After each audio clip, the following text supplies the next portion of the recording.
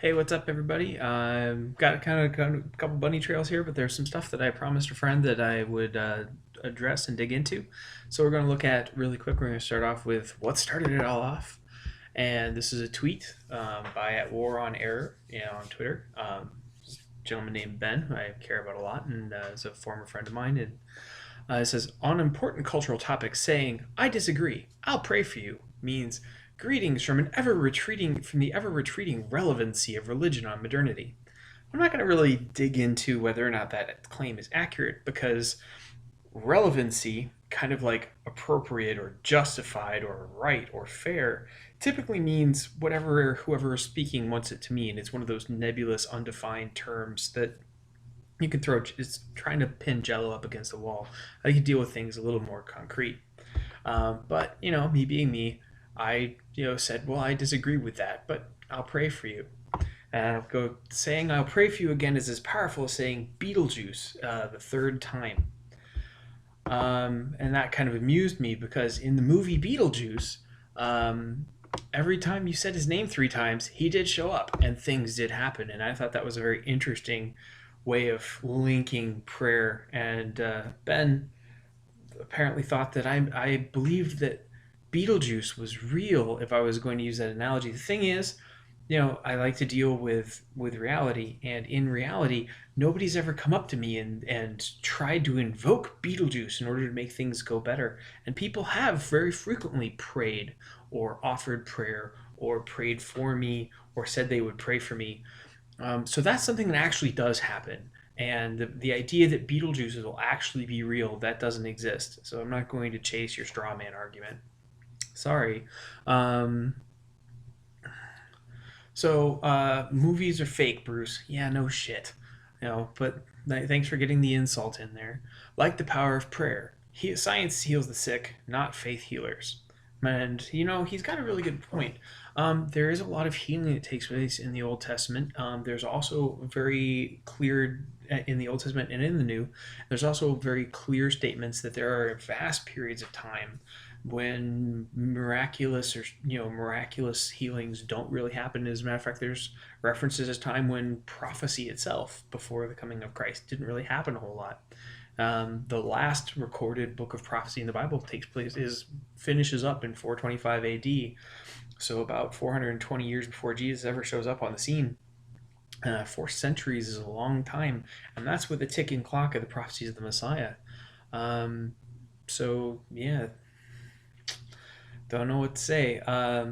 Now, the traditional view of the church from around 200 AD all the way up through about the 1870s was that most of the special effects, if you want to call it that, faith healing, the miraculous stuff, that typically was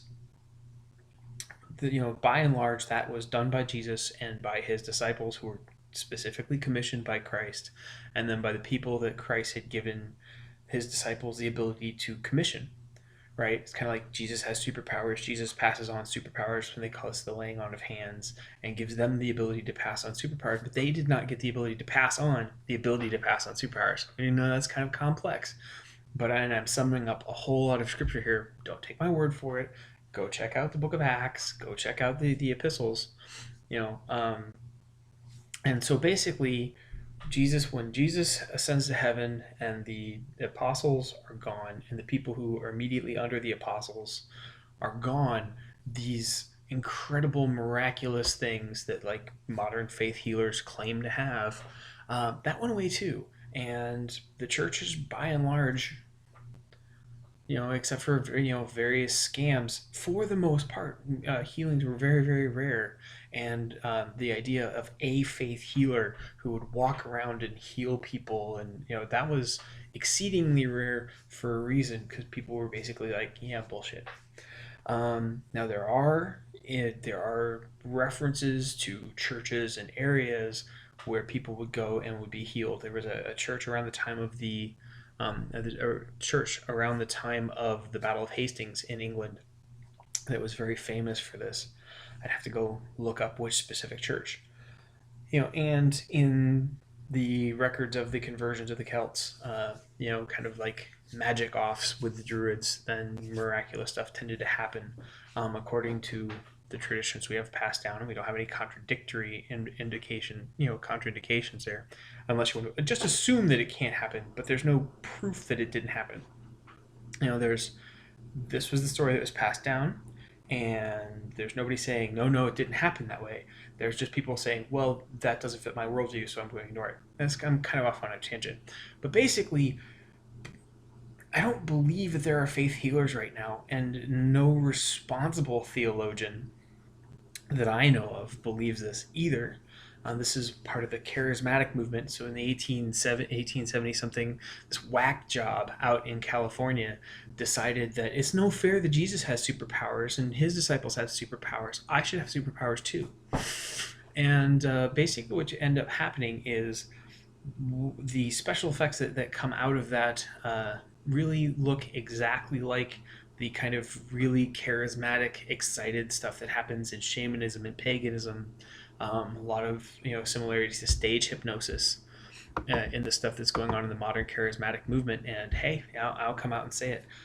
To the best of my knowledge and the best of my ability, most of the people doing this are either hanging out with demons, complete fakes, and most 99% of the time, they're not deceived. They're either being led astray by people who have convinced them, or they are deliberately leading people astray for shameful profit and personal gain and fame, which is something that Jesus said exactly would happen, and oh my gosh, look, it's happening. So it's never been my position that faith healers are running around out there. I would immediately be incredibly skeptical of anybody who made that claim. So I'm not really going to be in a position to defend something that I don't believe in. I can only give you the truth as far as I've known it, and I basically said, and you've heard me support faith healers as anything but heretics and fakes. When? Well, he said supporting Jesus. Okay, now let's make a distinction. A modern day person running around claiming to have the powers of God, probably a fake. God on earth running around with the powers of God, this was actually prophesied. This was what everybody was expecting. It was one of the prophecies that the Messiah would fulfill. And the prophecies at the time were very specific. If you want to get into the historical record, it wasn't just the prophecy out of the Old Testament that the Messiah would have the ability to heal, although that was one of the really, really big ones to prove that you truly were the Messiah, you would have the ability to heal. But it even gets into specific ways that this would happen. And Ben threw up a lot of Bible references of Jesus saying, "Your faith has made you well. Your faith has healed you." Now, is it just having faith that heals? No, it's having faith that Jesus is the Messiah. And that faith that Jesus is the Messiah is expressed in coming to Jesus and saying, "You can heal me," by implication, culturally and historically context, because context is important. Somebody coming up to Jesus in a time when we expect that the Messiah will have healing powers and say, "I believe you have healing powers." This is culturally saying, "I believe that you are the Messiah, the promised one, and the Savior of Israel. Heal me." All right. This conversation shows up most dramatically in the Gospel of Matthew, chapter 11, with Jesus and John the Baptist. I'm going to read out of the NIV because it's the only English translation I actually have in my house. And I don't want to translate it to the French or the Greek or the Cyrillic. All right. Mostly because I'm really crap at other languages, although I'm trying. After Jesus had finished instructing his 12 disciples, he went out from there to teach and preach in the towns of Galilee. When John heard in prison what Christ was doing, he sent his disciples to ask him, "Are you the one who was to come?" Hint, that means the Messiah. "Or are we to expect someone else?" Jesus replied, "Go back and report to John what you hear and see. The blind receive sight, the lame walk, those who have leprosy are cured, the deaf hear, the dead are raised, and the good news is preached to the poor. Blessed is the man who does not fall away on account of me." So, John sends his disciples to Jesus, his disciples to Jesus, saying, "Are you the Messiah, or are we still holding our breath here?" And Jesus says, "Hey, look, here's the proof. I'm doing all this healing. Check it out, yo. It's me." All right. So he is pointing to the evidence that he is the Messiah, and this was a prophecy that the Messiah would heal people, and he did. That's different than, so the Messiah in the role of God walking around on earth healing people was predicted, required, expected, and performed in Jesus. That's entirely different than some nut job on television smacking people in the forehead. If he doesn't give them whiplash, they fall down and have enough of a, hysterical adrenaline reaction. They forget about their symptoms. I can do the same thing with hypnosis. This is one of the big things with voodoo, etc. Although that's kind of a murky area because a lot of hypnosis, if you dig into Mesmer and where Mesmer, where Mesmer started to get his stuff on animal magnetism, which was the birthplace of modern hypnosis theory. He was actually going back to German shamanism. So pointing to hypnosis and saying hypnosis can do it, therefore it isn't magic, is kind of going historically ignorant, because hypnosis was fundamentally based on a research of Norse and Germanic magic. Oh my God! And it would take me a little digging, but I can root around and find places where you can see CAT scans that are altered because of hypnosis, where, oh my gosh, it affects things. Another tangent. Okay. So Jesus healing people was required, and Jesus does heal people. He just doesn't heal them automatically right now. Now there's the old saying, if God answers prayer, and the answer is either yes, no, or not yet. And Jesus will heal everybody who believes in him, and he did die to heal everybody. But so Jesus died for the whole world. He who didn't have to die and didn't have to suffer, died and suffered in our place, because we, in our sinful nature and our hating of God, or hating our fellow people, or hating ourselves, we're also not allowed to do, deserved this punishment. And he took it for us so that we could join him in resurrection, eternal life, eternal health.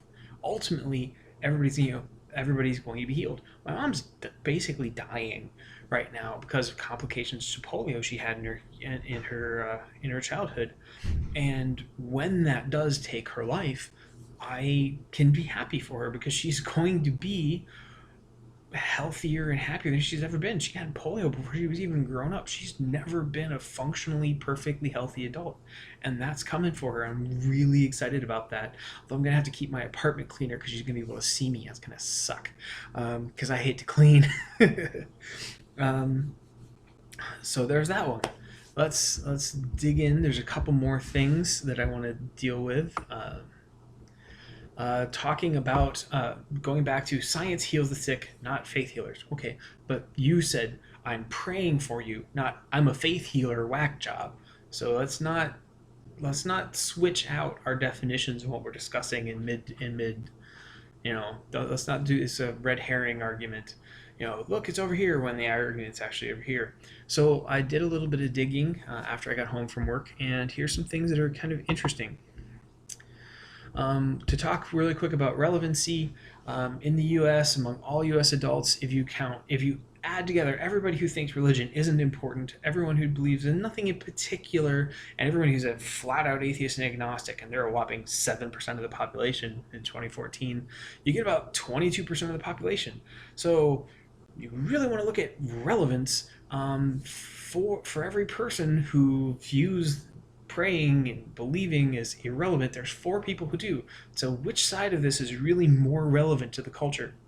Now, it's kind of a cliquish thing. Atheists like to hang out with atheists and talk with other atheists, and kind of be over in their towers, throwing things down from their self-appointed lofty position at all of us mere people who think differently than them and therefore are below us.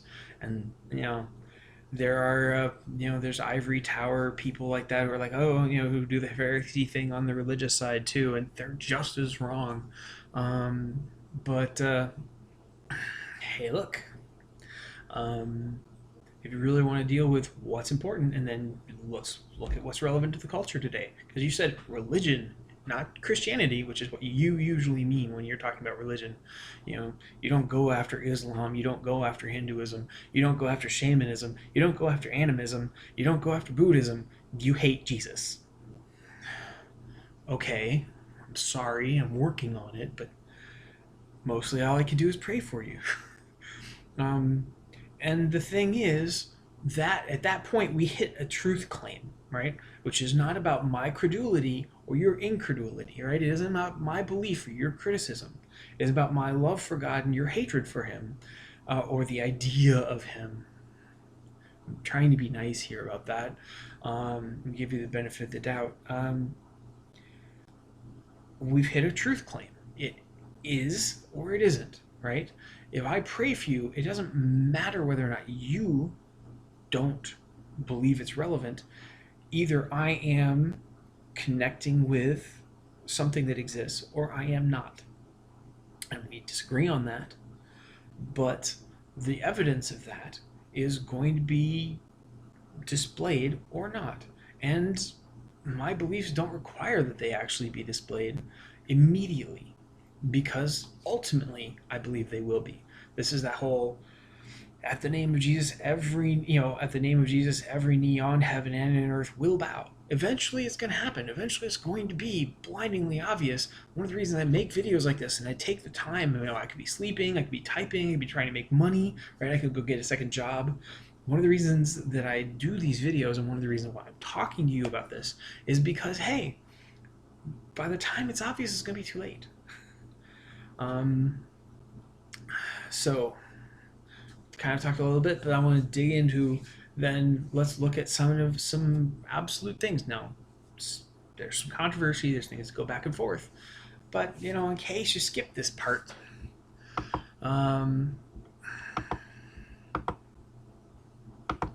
going back to a 2003 heritage.org lecture given by, I'm going to get his name right, Dr. Harold G. Koenig of Duke University.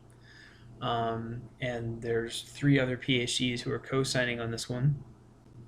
And what Dr. Koenig does, among other things, in terms of his professorship, his psychology and medicine, and he does surveys of studies dealing with religion and medicine. That's kind of his shtick. That's what he's famous for. In his 2003 article on heritage.org, I'll put a link in the description below, his quote, "This gives you a sense of the research that is out there. In 3 of 3 studies, you'll find a connection between religious involvement and immune and endocrine function. In 5 of 7 studies, the religious experience lower mortality from cancer. In 14 of 23, they have significantly lower blood pressure. In 11 of 14, they have lower mortality. In 12 of 13, clergy mortality is lower. In addition, numerous new studies are now in review that are currently being evaluated by journals." He goes in, it's an in-depth article. It's really worth reading, particularly if you know a little bit about medicine or if you're willing to get into statistical analysis and how trends and things affect health, which is a very complex and interactive thing. It's kind of fancy, but I didn't go to med school, so I get over my head pretty quick. So I'll put that link in there. In a Newsmax story, which was really, and that was 2003, 2015, Dr. Koenig,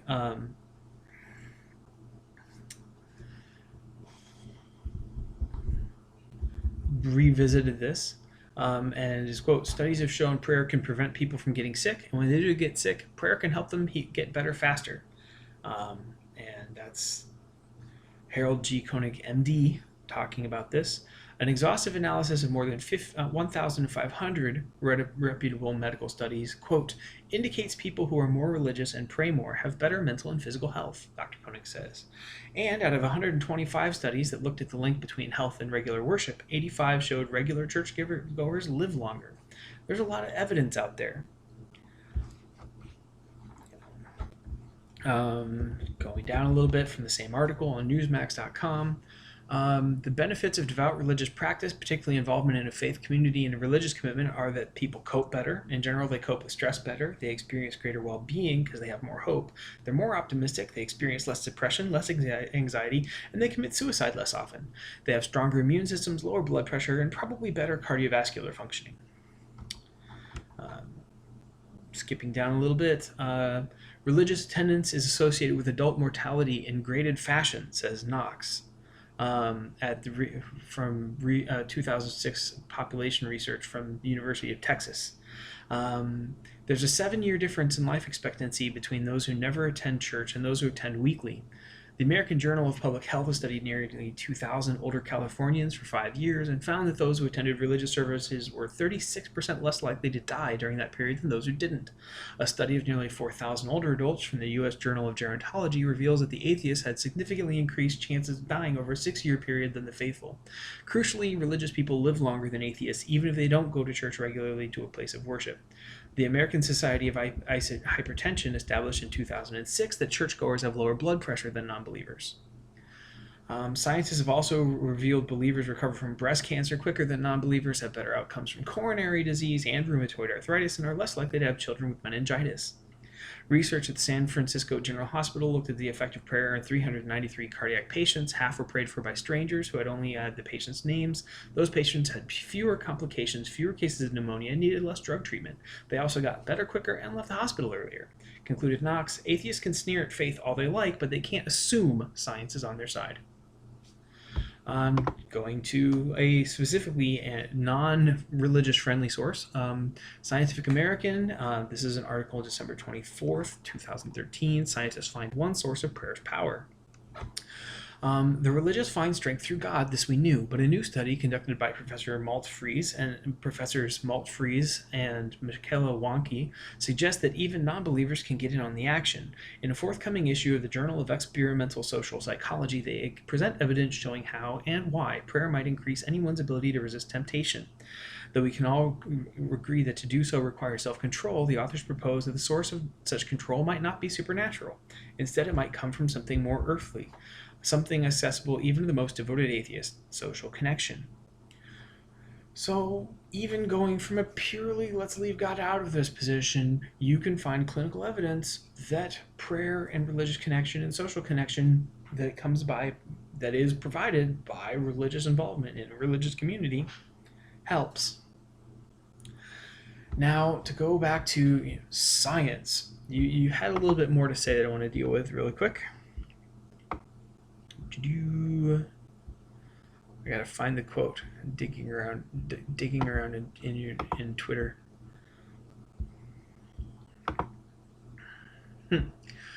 This is a good one. Relevant or not, aren't you much happier receiving Christian promises to pray than Muslim promises of beheading? The main difference between Missouri Synod Lutheranism and ISIS is how soon the cosmic fascist would set me on fire forever. There's a difference in attitude, right? I'm a Missouri Synod Lutheran. I'm here trying to reach out to you, reason with you, convince you, wishing you well, and hoping for your well-being. One of the reasons I'm talking to you about Jesus is I believe that if you had faith in Christ, you would be living forever, and I want that for you. Particularly, I want to hang out with you again, right? I want us to be friends forever and throughout eternity. I don't want to be up here having fun and not have you around. I enjoyed worshiping with you. I enjoyed praying with you, talking with you, arguing, wrestling with ideas. I still want to do that, and I enjoy the time that I have here on Earth, but I want it to go on forever. All right. So the main difference between Missouri Synod Lutheranism and ISIS is how soon the cosmic fascist would set me on fire forever. One side, and hey, if you really want some interesting reading, check out the English translation. Did you know ISIS has a published periodical? It's fascinating reading.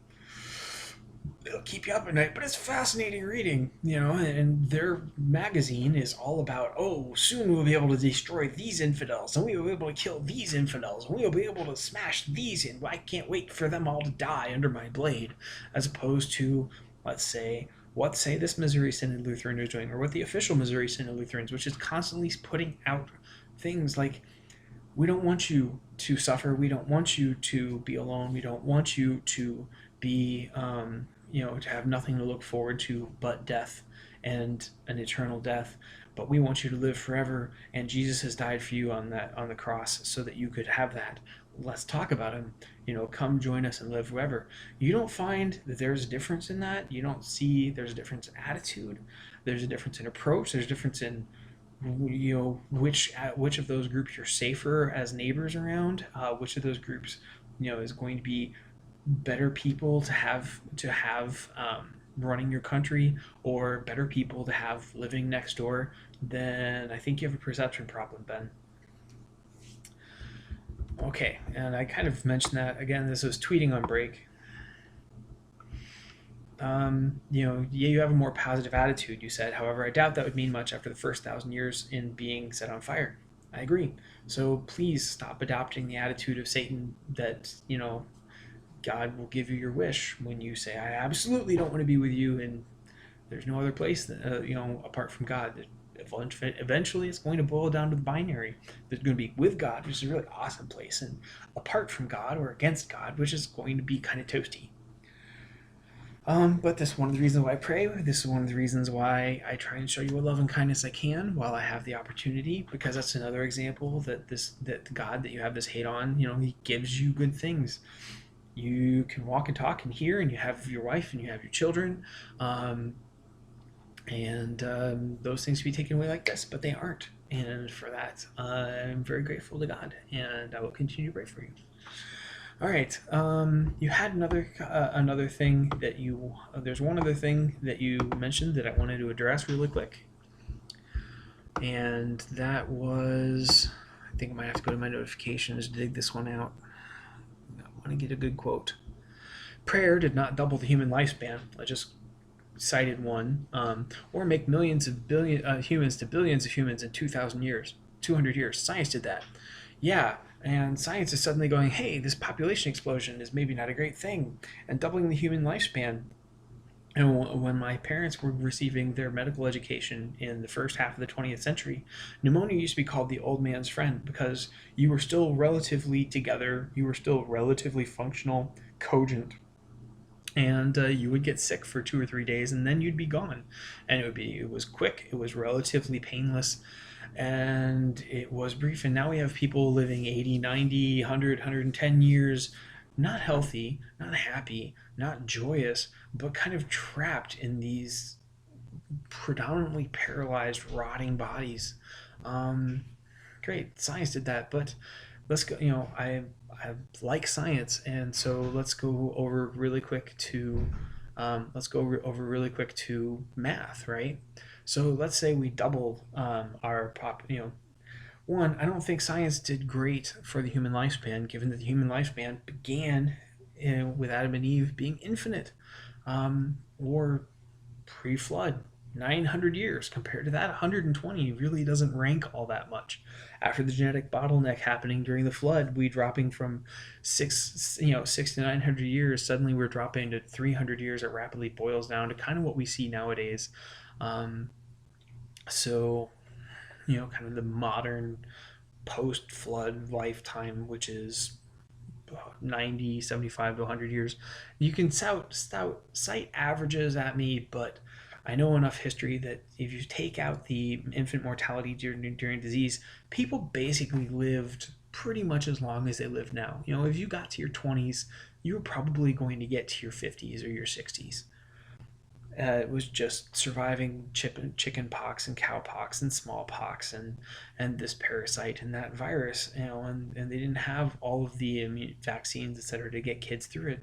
It was so bad that in the Middle Ages they didn't even name their kids until say 2, 3 years old, because it was too painful to have them named and identified when they were almost, you had better odds that your kid wasn't going to live to be 7 or 10 than if they did. It was like 50% mortality until the age of 10, and maybe another 50% or 25% mortality, through puberty. And if you got through puberty, then you basically lived the same way as we did. And understanding those statistics and understanding the health effects of that in history is very important when you're talking about lifespans. Now, there was a huge dip during the Industrial Revolution because as urbanization happened, and they didn't have good sanitation. That was relatively easy to do when you have a small farm. Sanitation is really not all that hard.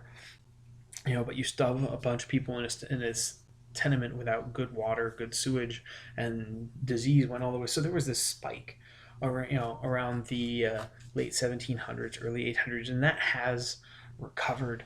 But Science did that, and science has taken us to billions of people, but isn't science telling us that billions of people is too much, and now we're exhausting all the Earth's resources, and we're depleting the water, the aquifers that are supporting landmass. We're getting all these sinkholes, and I don't believe in global warming, but scientists are still, a lot of scientists are still shouting about it. Um, Science also gave us the nuclear bomb, sarin gas, chlorine gas, the ability to ship people and communicate over long distances effectively and quickly enough that we could have world wars, hundreds of millions of people dead. I can throw a link to my article of just the 50 to 130 million people that atheist regimes managed to kill in the last 100 years. Um, that alone wasn't going to be possible without the science of railroads and gas chambers and machine guns, and cable. Science is what allowed the East Germans to have the Stasi, who would nose through every portion of your life, and if you thought incorrectly, you could be killed. Whenever you were caught expressing thoughts incorrectly in the privacy of your own home, you might just disappear. That wouldn't have been possible without science.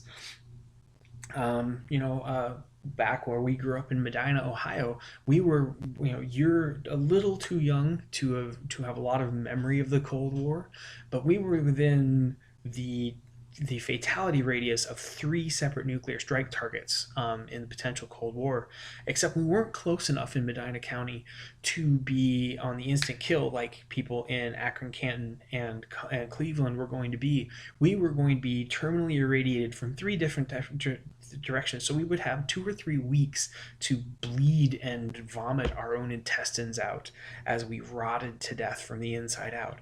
I remember that gift of science. We found out about it in the first kind of like drills in first grade. It was the first time that got mentioned, and then I looked up what the medical thing. And that was a recurring nightmare until the fall of communism.